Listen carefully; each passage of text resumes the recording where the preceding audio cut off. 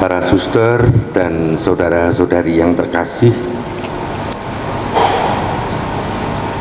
dalam bacaan pertama kita ngambil dari kitab Nabi Yesaya bab 54. Kita juga diingatkan bahwa yang menjadi suamimu ialah Allah Sang Pencipta, Tuhan semesta alam namanya, dan telah menjadi penebusmu. Dialah yang Maha Kudus. Sungguh seperti istri yang ditinggalkan dan yang bersusah hati, engkau dipanggil kembali oleh Allah. Saudara-saudari, kita bayangkan bahwa hari ini, tepatnya tanggal 3 Mei yang lalu, kita memperingati 100 tahun karya suster-suster SSPS bersama Rumah Sakit RKZ ini. Bayangkan kalau 100 tahun itu setiap hari pasien ada berapa, anggaplah 10 pada waktu itu misalnya. Sampai hari ini pasti lebih dari 10. Sekarang daya tampung rawat inap ini ada berapa, suster? 249. Dari sekitar 6-10 pasien sampai 249 setiap hari. Itu bagaimana selama 1 bulan, berapa dalam 1 tahun, dan berapa dalam 100 tahun.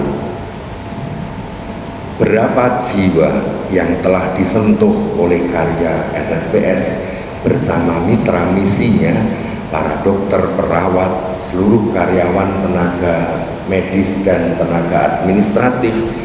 Kita semua sebenarnya adalah istri dari Tuhan yang menyembuhkan, istri dari Allah yang Maha Kudus yang menjamah para pasien.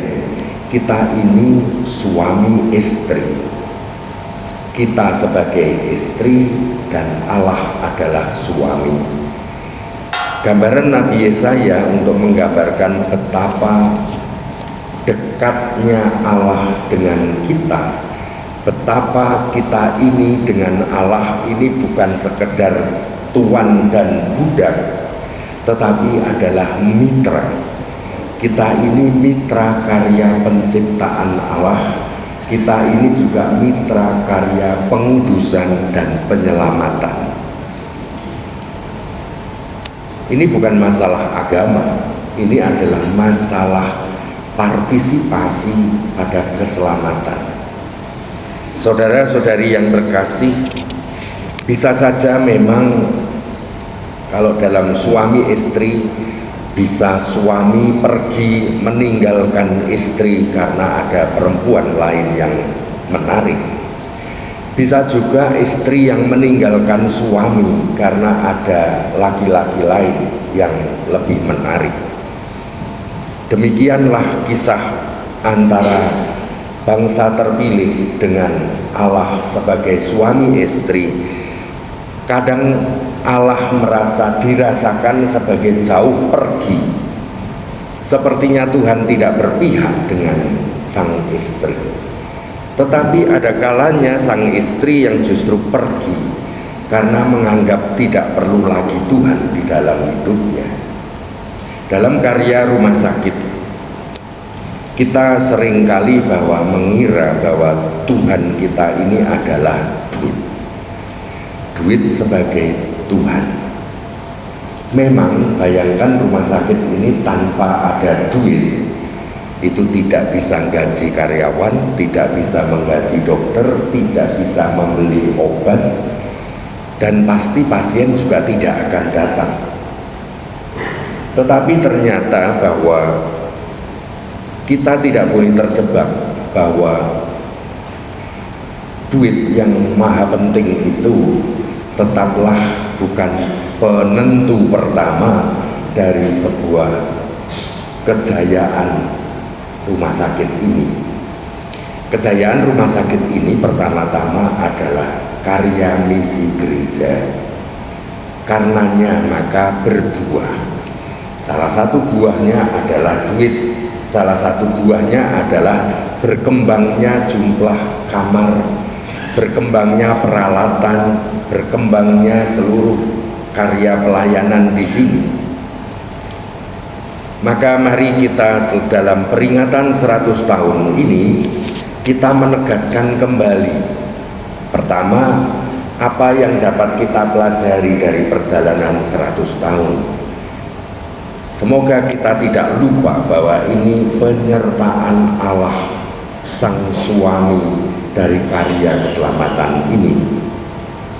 Ini yang harus kita selalu sadari supaya kita tidak kehilangan pondasi keberadaan karya rumah sakit ini.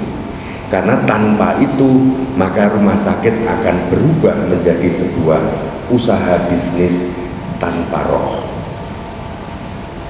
Apa yang dapat kita pelajari dari peringatan 100 tahun atau 1 abad ini?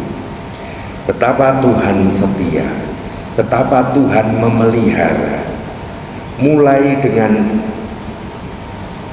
bertambahnya jumlah para suster dari 6 misionaris perintis dan sekarang menjadi 100 berapa suster sekarang? 130 suster, 130-an suster. Perkembangan tenaga inti dari karya ini, para abdi Roh Kudus ditambahkan jumlahnya. Tentu saja dengan peringatan 100 tahun ini, bagaimana rumah sakit ini di samping juga karya pendidikan dan karya-karya lain itu menjadi pemikat ataupun pemukat panggilan-panggilan baru. Ada satu tarekat, suatu ordo yang melakukan riset terhadap seluruh, dia punya karya pendidikan yang sangat banyak, tapi ternyata tidak ada satupun calon susternya yang berasal dari karya pendidikannya. Maka kita juga berharap jangan sampai rumah sakit ini menjadi penghalang panggilan, tapi sebaliknya rumah sakit ini menjadi promotor panggilan hidup membiara, sehingga orang melalui para suster yang bekerja di rumah sakit ini mengalami sentuhan Allah yang memanggil untuk mengembangkan karya-karya kongregasi ini. Yang ketiga, apa artinya 100 tahun ini untuk ke depan? Kita tahu bahwa karya kesehatan ordo kongregasi para suster pada waktu itu adalah menjawabi tanda-tanda zaman. Kami juga tahun ini, keuskupan ini memperingati 100 tahun karya pendidikan sekolah-sekolah Yohanes Gabriel, 100 tahun, bulan November nanti. Lalu apa artinya ini? Dulu para misionaris mendirikan sekolah karena memang pemerintah belum sanggup untuk mendidik anak-anak bangsa. Maka gereja terpanggil untuk mencerdaskan anak-anak bangsa. Hampir di setiap paroki mendirikan sekolah. Tetapi sekarang ternyata di dalam Dapodik itu bahwa setiap sekolah Katolik ada di situ SD Katolik, maka di sekelilingnya sudah ada 4 sekolah lain yang sama SD 4 sekolah yang lain dalam covering kurang dari 2 km. Itu berarti bahwa kita harus siap-siap bahwa tanda-tanda zaman sudah berubah. Kita kemungkinan besar karya pelayanan kita kepada masyarakat tidak lagi terpaku dengan kejayaan masa lampau. Kita harus menemukan Tuhan berbicara apa, Tuhan mengutus apa pada saat ini untuk kita layani. Nampaknya bahwa ke depan kita perlu mengembangkan karya-karya misi yang baru.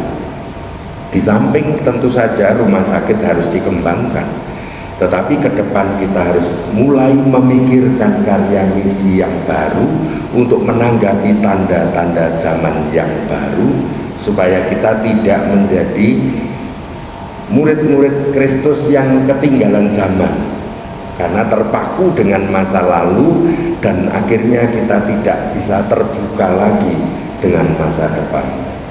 Semoga peringatan 100 tahun RKZ ini menjadi sebuah titik refleksi di mana kita memikirkan tentang pertama kesetiaan Allah menyertai para suster dan para dokter, para manajemen di rumah sakit ini, yang sungguh akhirnya kita bisa berarti bagi masyarakat, menyelamatkan jutaan jiwa, menyelamatkan jutaan orang sakit.